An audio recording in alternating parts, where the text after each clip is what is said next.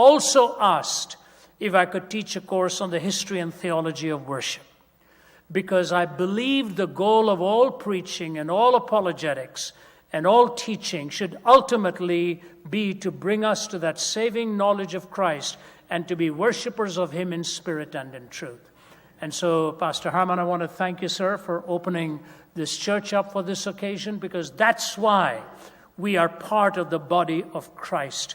And the irony of that is this: while everybody else in every other worldview goes to a temple, we do not go to a temple. We take the temple with us.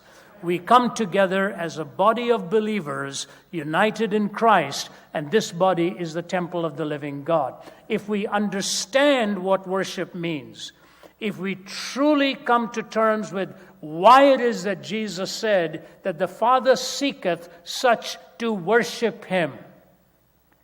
You see, we use the word worship, but in the Greek language there are actually three principal words that were used for worship. First was the word proskuneo, from which we get the transliteration prostration, reverence. And then we get the word, we translate the word liturgy, also liturgia, we translate as worship. And the third word they use is latreia, which is service. So reverence, liturgy, service, all of this comes into a confluence when we are talking about what it means to worship Him in spirit and in truth, which is the single pursuit of God in your life and mine. He pursues us until we pursue Him in a true expression of worship. Now, this also answers a fundamental question of life's purpose and meaning. It is vitally important you understand what I'm saying here. Why do students line up behind the microphones? Why are they asking their questions? Their questions are ultimately not just philosophical, trying to bring coherence into the intellectual side of belief. Their deep-seated questions are existential. In their experience, they are struggling to find meaning and put it all together and find a bridge between the head and the heart. The pursuit of meaning is the greatest pursuit in the human experience. We long for it, we search for it, we hunger for it. And by meaning, I don't just mean an idea of why we are here, but meaning that brings together the concept of wonder, truth, love, security. All of these things come together in meaning and significance. Years ago, when I was speaking at Moody in Chicago, I quoted this letter, and a young woman actually came up to me afterwards and said, "Where did you get that from?" I said, "I got it from a book by David Watson." She said, "I'm amazed." She said, "I'm the one who wrote that." And this was what it was written. It was found on an ink blotter in Wheaton College some years ago. "Out in the cold I stand, looking on at the world sitting tight, with its people in their nice little worlds and the friends who don't even know me. It makes no difference to their world where I am. If I'm there, it still keeps going. If I'm not, it goes on while I walk around wandering, my mind a mass of mixed up machinery, clashing with conflicts and unanswered questions. I don't ask if the world is real. It sits up there on its foundation, secure, concrete, hard, stone and real. But maybe I'm not real. Or if I am, maybe I shouldn't be. They answer, smile, God loves you, but I really can't smile. I'm numbed by cold inside and out. Even the heat in the square brick building would only warm my body, nothing else. I'm alone in a world full of people apart, shut up inside myself, cold, unfeeling, in a cold, unfeeling world. Ernest van den Haag, in the book All God's Children, Blue Suede Shoes, Kenneth Myers quotes this statement from Ernest van den Haag. The bored person hungers for things to happen to him. But the disheartening fact is that when they do happen to him, he empties them of the very meaning he unconsciously yearns for by using them as distractions. In popular culture, even the second coming would become just another barren thrill to be watched on television till the next show comes on. No distraction can cure boredom. just as the company so unceasingly pursued cannot stave off loneliness. The bored person is really lonely within himself, not as he thinks lonely for others. He misses the individuality, the capacity for experience from which he is debarred. No distraction can restore it. Hence he goes on, unrelieved and insatiable. That's a profound concern expressed by a writer. We use things as distractions, and when we are distracted by those things, they are just that hiatus, sort of the cheerful old bear at the zoo who never lacked nothing to do. When it bored him, to walk to and fro, he reversed it and walked fro and to. We use these things that come in from a certain side, and they occupy our attention for a few moments, and then we want the next thrill and the next experience. We almost end up using people like a tin can full of food. We take the food out, empty it out, and throw the tin can aside. People have been used again and again and again in relationships, in business, in all kinds of settings in life. And what Ernest van den Haag says is so right. We really look for answers in the wrong places. The problem is deep within ourselves. Take a look at what's happening in our country now. Who would have ever dreamed that even after the election, we'd have burning and destruction and yelling and screaming, destroying the very foundation on which this nation is built, to allow the ballot box to be the place where you voice your opinion and then learn to live with it. Why? You see, the problem is not outside those troubled individuals, it's within them. They think if they solve the outside, they will be all right. It will not. They will find something else to rebel against. And that's why the Bible reminds us again and again to search our own hearts and to come to terms with what it is we really long for. In the last book of the Old Testament, book of Malachi, remember now if the Exodus date is given to us around 1450 before Christ, there's a debate between that and the 13th century. But let's take the older date of 1450. 1,000 years have gone by. They were brought into the promised land. They were given a sequence of how to live.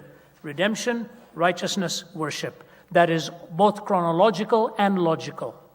Let me repeat that. Redemption, righteousness, worship. Both chronological and logical. You cannot be righteous until you're redeemed. And you cannot worship until you're redeemed and righteous. For who shall ascend unto the hill of the Lord, but he that hath clean hands and a pure heart? You see, the Judeo-Christian worldview is the only worldview. Take Islam, take Hinduism, take Buddhism, take all of the pantheistic worldviews. They all have one thing in common.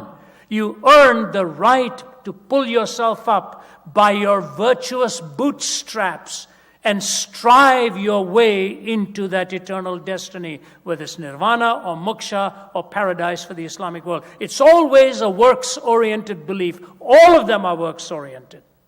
If you talk to a Muslim and say, how do you expect to go into paradise? His answer will be very simple. Your good deeds have to outweigh your bad deeds. But you ask the Christian, how do you know where you're headed?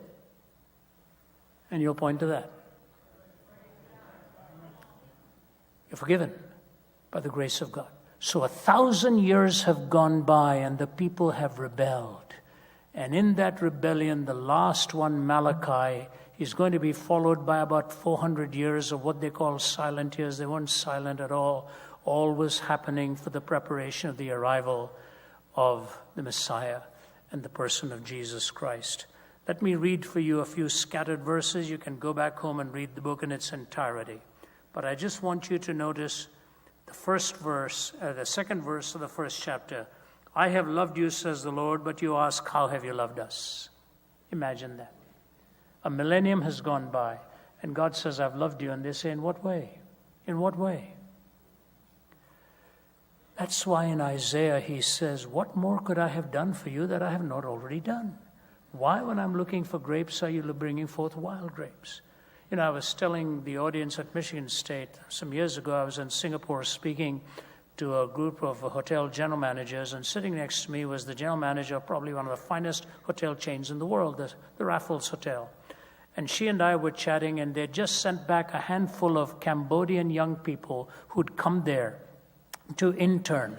And you know all that Cambodia has been through in the death of that gentle land and all the slaughter that has taken place.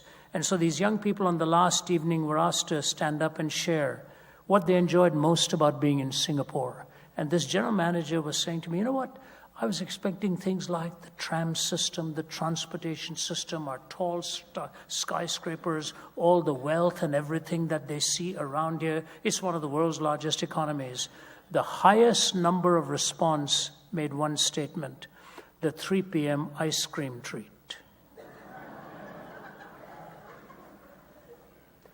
You know, when your life is so tough and you've lost all of your loved ones and your relatives, and your country is being observed to sell all of its beautiful young men and women into prostitution, and all that is going on, for you to have a 3 p.m. ice cream treat in the afternoon was something worth remembering and taking back. We live in a country where we have so much given to us and so many live with ingratitude. They do not realize how grateful we need to be for God's hand upon this nation over centuries. I have loved you, says the Lord, and you say, in what way have you loved us? I just want to point out to two prophets. You know, we always think the Old Testament is kind of the harsh judgment, legalistic, and the New Testament and love and grace. We completely misunderstand how beautiful are the metaphors of love in the Hebrew language. Chesed is the word loving kindness, loving mercy. Again and again, he reminds them of this. And if you look at two prophets, one who spoke to the north, Hosea, and one who spoke to the south, Ezekiel, both of them on the eve of the fall of their own nations. The north fell into captivity around 722 BC. The south fell into captivity around 586. And the northern kingdom, Hosea, had a lesson in God's love that he wished he had learned in a different way, but he was compelled to learn it this way. He married a woman by the name of Gomer, and she became a harlot and was selling herself on the streets of town. And Hosea's heart was shattered. And people would come to him and say, how can a holy man of God like you be joined to such a harlotous woman like that? His answer was very simple. I'll be delighted to answer your question if you will first answer mine. How does a holy God like that love such a nation like ours? The northern kingdom. So Hosea's marriage to a harlot became a metaphor of what the nation had become, like a harlot. But 200 years later, in a stunning parable, absolutely stunning parable, in Ezekiel 16, God takes it even further. If you haven't read it, read it next time. God says to them in this parable, I walked through the highways of this land one day, and I heard a baby crying. I went into the bushes to see where this cry came from. It was a newly born babe. Even the umbilical cord was only freshly severed. The afterbirth still marred that body. I took that baby to the waters, washed the baby, sprinkled perfumes on that little body, wrapped it in soft pieces of cloth, and gave it to compassionate care. Many years went by. I was walking through the land again. I saw a beautifully attractive young maiden. I recognized her. She was the baby that I had rescued. Now she was a beautiful young grown woman. I offered her my hand in marriage, and we were wed. Now years have gone by, and I look at what has happened. Israel, you're the little baby I rescued. You are the young woman I married. And after years of being married to you, I want to say to you this. You know, you have become worse than a harlot. He said, why? A harlot justifies her behavior by saying she's paid by her lovers to lie with them. He said, my people, you have become worse. You are paying your lovers to lie with you. The whole reality of selling your soul and paying for the sensuous and the immoral, going in the route of a profaned lifestyle. And so when he finally comes to the cross with the two arms of our Lord extended, Father, forgive them, for they don't know what they are doing. It had come to that moment in history towards which all of God's love had pointed. That's why the songwriter says, "What language shall I borrow to thank you, dearest friend, for this thy dying sorrow, thy pity without end? O make me thine forever, and should I fainting be, Lord, let me never, never outlive my love for thee." The hymn writer says, "I sometimes think about the cross and shut my eyes and try to see the cruel nails, the crown of thorns, and Jesus crucified for me. But even could I see him die, I would but see a little part of that great love which like a fire is always burning in his heart." God's love for you. Sometimes you may say, "I don't sense it, Lord," but he pursues you like the hound of heaven. He keeps pursuing you and pursuing you and pursuing you to remind you he has you in his heart. I've told this story in many parts of the globe because it's so moving to my own heart. Our little grandson, Jude, is 5 years old. He's got an incredible vocabulary. I really don't know where he gets it from, but he's got it. He's got it. He sat across a table one day, looked at me when he was about 4, a little more than that, and he said, "Papa, what is the meaning of sophomoric?" I looked at his mother, my daughter, and I said, "What on earth? Where did he get?" I probably sounded sophomoric, trying to explain to him what sophomoric actually meant. But he's an amazing little boy. He has such intuitive depth. I marvel at him sometimes. On one occasion when his mother, Naomi, our daughter, had lost her car keys, she was running around the house looking for it and couldn't find it, slapped her forehead and said, "I must be losing my mind." And this little guy comes and stands in front of her and says, "Mommy, whatever you do, please don't ever lose your heart because I'm in there." Who taught him that? Who gave him that security? Who gave him that amazing sense of belongingness? But the Bible says, out of the mouths of babes you have ordained praise. You and I are in the heart of God. I will never, ever doubt it.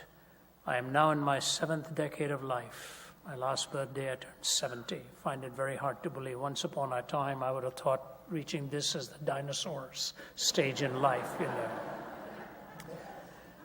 53 years ago is when I found Jesus Christ on a bed of suicide in Delhi. And I ask you to think about this. I'd never opened a Bible in my life. I don't even believe I'd ever called upon him. I lived like a typical non-theist. I was going to do my own thing. And I'm lying on a hospital bed, and a Bible is brought to me by a man who was sent by somebody that I only found out 2 years ago who it was who sent him. I was having lunch with that man, and he says, "Do you want to know who sent that man to come and see you?" I said, "No, I'd never heard who it was. I want to know now. I don't know him." He said, "It was me." This man is in his veteran years as a Canadian missionary. When he heard of me being in the hospital, he tapped the shoulder of this Indian Youth for Christ worker and says, "Go to the hospital and give this man a Bible and read the scriptures to him." The man who brought me the Bible passed away a year and a half ago. This man is still very much alive. And he looked at me with tears in his eyes and he said, "Ravi, I'll ever be grateful for what God prompted me to do that day." And that day led me to Jesus Christ. Why did that happen? Who cared? God. God did. He has you in his sights like the hound of heaven. You know what he said? I fed him down the nights and days. I fled him down the arches of the years. I fled him down the labyrinthine ways of my mind, and in the mist of tears I hid from him. Up vistaed hopes I sped, down titanic glooms of chasmed fears. I fled from those feet that followed after. And the last lines say, "Ah, poorest, blindest, meekest, I am he whom thou seekest. Thou dravest love from thee that dravest me." When you drive God away from you, you drive love away from you. Because he's the definer of what agape love is all about. I have loved you And you say, in what way? You cannot worship him without gratitude. You cannot worship him without the emotion. But then we move to verse 7 when he says this so clearly. He says, you call me Father, where is my honor? You call me Master, where is my reverence? If you call me Father, why don't you honor me? Why don't you honor me if you call me Father? You know, I was raised in a culture when my dad walked into the room, we stood up. Right into my 20s when I lost him towards the latter part of that. My dad walked into the room, we always stood up and gave him the seat if he wanted it and whatever. Always respected the ones who brought you into this world because you had no choosing in that. And so it's understandable within the Eastern culture. You call me Dad. Why don't you respect me? Where is my respect? Where is my honor? You know, it's a case of trying to realize that we do not merit most of what we actually get. When I was a little boy, very young, the famed Ohio State running champion and the one who won, 3 or 4 gold medals in the 1936 Olympics, Jesse Owens, running under the nose of Adolf Hitler that Hitler never felt would ever, no African-American athlete was going to beat his athletes. And here came Jesse Owens, one gold medal after another, and shocked the world, one of the finest specimens of athleticism ever. So he was coming to visit India. My dad was pretty influential, and knowing all that he conquered and all that Jesse Owens ran against and still won and maintained his tremendous dignity and honor and respect for everyone who, even those who despised him, he was a true gentleman. He took the gold medals with grace. And so India invited him to come and speak to its people, its athletes. I had the privilege of being there at an event that he was being hosted at.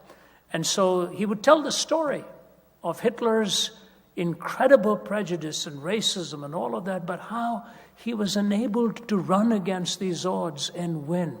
And so at the end of it, he said, any one of you wants to come and just shake my hand, please come forward. Well, I lunged forward. I was sitting next to my dad at that point. And in India, we don't know how to make a straight line. We just make circles and we crowd out. I was smothered against his thigh. They pushed me against him. He's a big guy. And finally, he put his hand down and held, but that's okay. I was just happy to have some part of me touching any part of him. So I was just standing there. And then he put his hand down and shook my hand. And he said, what's your name, son? I don't know if I answered it correctly. And when I walked back, I just looked at my hand. I said, Jesse Owens held his hand. So everywhere I went, my friends wished either Jesse Owens or I had never been born. Because no matter what was the conversation, I'll say, I remember when I was with Jesse Owens, you know.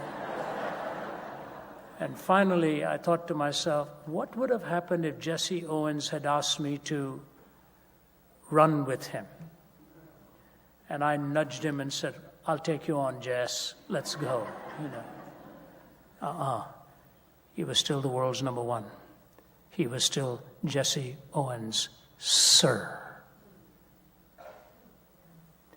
He was Jesse Owens, sir. You call me Father. Where is my honor? Where is my respect? We have to learn to reverence true greatness, and the greatest of all is God himself. That's why even Jesus addressed him as Holy Father. Holy Father. Holy keeps him at a distance. Father brings him near. He says, you call me Father, where is my honor? You cannot worship him without emotion. You cannot worship him without obedience. Thirdly, you cannot worship him without sacrifice. He says, you bring the lame and the blind and the sick. Is it not evil? You bring the lame and the blind and the sick. Is it not evil? What is he saying? What are you doing to your worship? You're bringing the leftovers. You're bringing the leftovers. I'm calling for you to give me your best, and you're bringing the lame and the blind and the sick. You know, when I was growing up in Delhi, my father our ancestors go back to the highest caste of the Hindu priesthood. But some generations ago, there was a conversion, and then there was a nominalism that crept in. So we used to go to an Anglican church. I memorized most of the prayer book, and I memorized it for one reason, so I could time how long the service would take. And as soon as the priest said, "Let us draw near by faith," I knew we had 7 minutes to go. And I would be on the cricket field within an hour after that. And so all these beautiful liturgical sayings and all of the music in through one ear, out of the other ear. And I thought to myself, my, oh my, what wasted years. And the memory I remember most was one day when they asked me to play Joseph in the nativity play, nativity mime. And I didn't know what the nativity mime was. And when they asked me to play Joseph, I said, "I'm not an actor." They said, "You don't have to act. Just stand on the side. Somebody will tell you when to walk up the front. Put your arm out. Mary will put her arm in yours. And you walk up to the front, stand there. Somebody will tell you how to walk back. Turn around, put your other arm out. Mary will put her arm in yours and walk away." I wasn't going to do it until I was introduced to Mary. I thought, this is pretty good. In India, you never were allowed to date. So I said, "Well, she'll put her arm in mine. Okay, I'll do it. Wonderful thing." So I arrived early. I was so excited about this rehearsal. Arrived early. So I'm walking around the church. Nobody is there. And I walk up to the altar. It's a best cathedral in Delhi. Queen Elizabeth worshipped there when she came. And so a beautiful church. So I'm standing right in front of the altar, and I see a silver bowl with some wafers in it. I've always been logical to a fault. So I said, "This is a church, it's a charitable organization, that's some wafers, it's probably for the hungry." So I took 1 or 2 wafers. They weren't very tasty, but it was okay. I put a handful and put it in my pocket, and I was walking around, and I was munching away, and the vicar walks out of the vicarage out there, vestry out there, and he looks at me and he said, "What are you doing?" I said, "I'm Joseph in the nativity mime." And all the crumbs coming out of the side of my mouth. He said, "What's that you have in your pocket?" I said, "I saw some biscuits out there. Would you like some?" And I heard him. He took me to the back. I got the biggest tongue lashing of my life. I thought the police were going to come and take me to jail. But he kept using one word which I didn't understand. He said, "Do you know what you've done?" I said, "No, sir." He said, "You have committed sacrilege." Imagine telling a little boy that. "You committed sacrilege." I didn't know what sacrilege was. I just thought I'd broken the law. I was going to be behind bars that night. And so I didn't enjoy the rehearsal at all. So what if somebody was going to put my arm in theirs? I just wanted to get out of there. And when I got home, my mother said, "What happened?" I said, "It's okay. It's okay." I didn't want her to tell me what sacrilege was. Years went by. I was leading G. Campbell Morgan. And here's what he said. "People often think sacrilege means taking something that belongs to God and using it in a profane way. And that's the narrow and the right meaning." He said, "But we all commit more sacrilege than that by taking something and giving to God when it means absolutely nothing to you." Taking something and giving it to God when it means absolutely nothing to you. The best kind of worship we do is when we give to God that which even hurts. And young people, I'll tell you what will hurt you the most, but it's the wisest thing you can ever do. Keep your body belonging to God. The world will want to steal it from you and plunder you and use you. When God pays you the greatest compliment and tells you, "This body is the temple of the living God." He wishes to dwell in there. It'll be tough when the hormones are strong, when the temptation is strong, and all kinds of promises are made to you. Remember, you belong to God, and this is your reasonable service. This is your reasonable service. What a beautiful challenge to remind us that you cannot worship God without sacrifice. You know, my colleagues and I spend half our lives on the road. I have learned the best way to win temptation is to win it first with your eyes. don't ever give temptation a second look. Walk away from it. Because the seduction of the eye is huge. And that's why Jesus said, let your eye be single, because if the light within you becomes darkness, how great is the darkness indeed. I tell you, you cannot worship without emotion. You cannot worship without obedience. You cannot worship without sacrifice. And lastly, you cannot worship him without the purity of motive. When God says to them, I wish you'd shut the temple doors because you're worshiping at me and offering useless fires and useless sacrifices, it doesn't mean anything to you. You are just doing it as a show. And I say to you this, the world is a mess. In 40 years of travel, I have never seen such chaos all over the globe. One African president said to me after I'd finished speaking to the presidents of the African countries, I won't name him for you because he comes from a very, very troubled country, troubled man himself. He put his arm in mine and walked me to where we were both headed and repeated the entire outline of what I'd just spoken on. He said, I wish I could embrace these truths. He said, our country is in chaos. And then he said this, our cumulative wisdom is unable to meet the daunting challenges of our time. Our cumulative wisdom is unable to meet the daunting challenges of our time.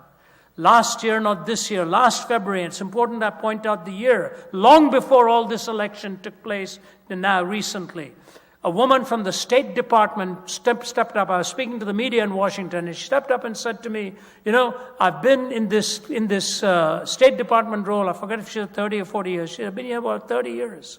A long amount of time. I've spent my whole career here. She said, Mr. Zacharias, I have never seen the atmosphere as toxic as it is now. So a year ago, think of the elections in many parts of the world. They're battling it out in France right now. We were there about 3 weeks ago. Extremists on different sides. And the country is searching for its soul. You know why? You know why? Because we depended entirely on an educational system that is so rankly liberal, and we actually think we are going to find answers in our universities. We don't. The answer is not going to be found there. The answer is not going to be found there. You see, the Greeks pursued it. The Greeks started the universities. Why did they start it? To find unity and in diversity of the disciplines. That's where we get the word quintessence, fifth essence. What does that mean? 4 essences, earth, air, water, fire. They would say, what's the 5th essence that unites these 4 essences? So America has founded e pluribus unum, out of the plurality one, out of the many one. Universities looking for unity and diversity. Quintessence looking for the essence that brings it all together. E pluribus unum, out of the many one. We will never find it out there because the answer has always been to find unity in diversity within before you find unity in diversity without. And so, what is worship? Archbishop William Temple said this, worship is the submission of all of our nature to God. It's the quickening of conscience by His holiness, nourishment of mind by His truth, purifying of imagination by His beauty, opening of the heart to His love, and submission of will to His purpose. All this gathered up in adoration is the greatest expression of which we are capable. Conscience by His holiness, mind by His truth, imagination by beauty, heart to His love, and will to His purpose. All of these make you an individual. You are indivisible. That coming together of your intellect, emotion, will, heart, there's only one place you can find that, in the worship of the living God in spirit and in truth. When He puts your life together on the inside, you can start trying to put life together on the outside. What is the world trying to do? Things by politics or by education or by wealth or by power.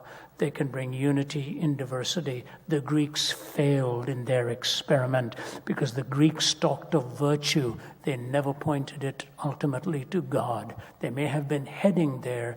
It takes God in his regenerating power to change the hungers of your heart, to bring unity in diversity within and make you a worshiper in spirit and in truth.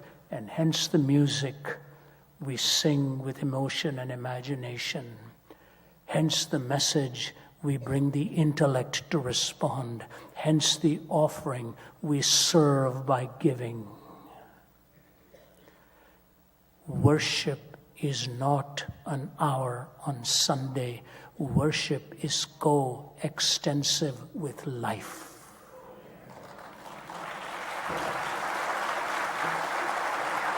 Worship is co-extensive with life.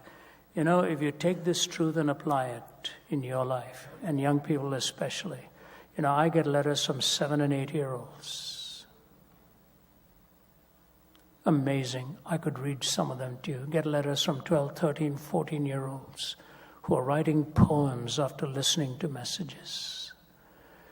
And I just want to say to you, if you will win this battle of worship, you will know how to win the world around you.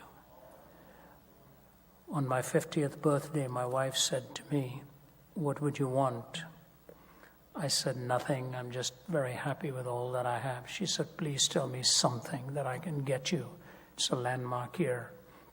I said, "You know, honey, all those years in that Anglican church, I was such a rascal. I lost all those years." I said, "If you can find an Anglican prayer bench somewhere and get it for me, I would love to own one." She's an amazing woman. I don't know how she found it, but she found it. And so for the last 20 years, I've had that prayer bench in my study downstairs. I have a Bible open there and a hymnal open there. And my morning begins there when I'm home, on my knees. I read the hymns, great hymns of the faith. Poets have an incredible way of getting into your imagination. And then the word. But before that, I actually read an essay by the English essayist F.W. Borum to wake me up, so that I wouldn't waste any minute on the word of the wandering mind. And I have come to realize that as strong as my life may intend to be, it'll never be stronger than my worship. It will never be stronger than your worship. And I said to my team, "You tell me how your prayer time is in the morning, and I will tell you how your walk is with the Lord."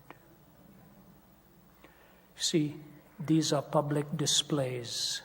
When you're on your knees before God, there's no public display. It's you and God who knows everything about you. I just want to read one thing for you in closing, and make a comment after that, by Malcolm Muggeridge. It is this. Please give me your undivided attention. Almost done. Years ago, Reader's Digest wrote this. It's called the Noah Way, N-O-A-H, the Noah Way. "And the Lord said unto Noah, Where is the ark which I have commanded thee to build? And Noah said unto the Lord, Verily I have had 3 carpenters off ill. The gopher wood supplier hath let me down, yea, even though the gopher wood had been on order for nigh upon 12 months. What can I do, O Lord? And God said unto Noah, I want that ark finished even after 7 days and 7 nights. Noah said, It will be so. But it was not so.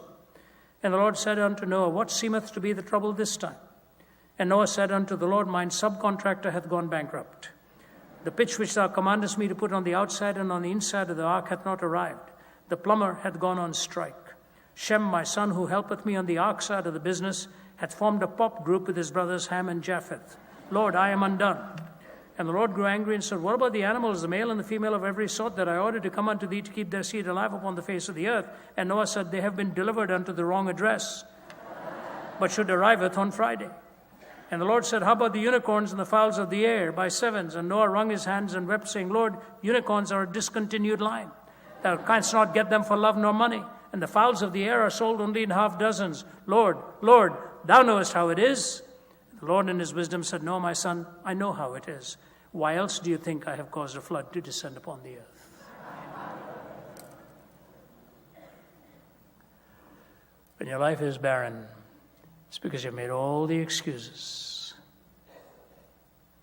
And God knows what's really going on. If you want to rebuild your life, rebuild it with your worship. I close with a statement by Malcolm Muggeridge, 2 paragraphs. This man was my hero when I was a young student. He had lived an indulgent, sensuous, profane life. He wrote so many articles mocking Christian truths. And he said when he gets to heaven, he's going to ask God to forgive him for being so fatally fluent. He was a journalist. He was the editor of Punch magazine and then came to Christ in his latter years. 7 months before he died, I had the privilege of being in his home in England and having lunch with him and his wife, Kitty. It was an honor I will never, ever outlive. Incredible writer. He could turn a phrase the way no other person ever could, in my estimation. And he talked about the remorse with which he lived when he finally found Christ. Listen to this. Every now and then I would catch a glimpse of a cross. Not necessarily a crucifix. Maybe just 2 pieces of wood accidentally nailed together on a telegraph pole, for instance. And suddenly my heart would stand still. In an instinctive, intuitive way, I understood that something more important, more tumultuous, more passionate was at issue than our good causes, however admirable they might be. It was, I know, an obsession of an interest. That symbol of the 2 pieces of wood, which was considered to be derisory in my home, was yet also the focus of inconceivable hopes and ultimate desires. As I remember this, a sense of my own failure lies leadenly upon me. I should have really worn it around my heart, carried it as a precious standard, never to be wrested out of my hands, even though I fell, still borne aloft. It should have been my belief, my uniform, my language, my life. I have no excuse. I can't say I didn't know. I knew from the beginning what it all meant, but I had turned away from it. 2 pieces of timber. I found out what it all meant one day. That cross was for you and for me. We can bow in reverence before him with emotion, with reverence, with obedience, with purity of motive, and God will restore to us the years that the locusts have eaten. Will you please pray with me?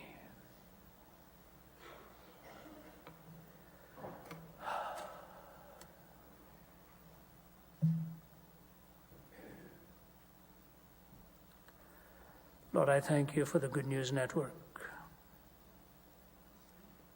that for these decades have reached people in the quietness of their cars, lying in bed at night, listening at the lunch hour, driving. You've already reminded us how beautifully you break into our lives, that we can pull over onto the side of the road and listen to your still small voice.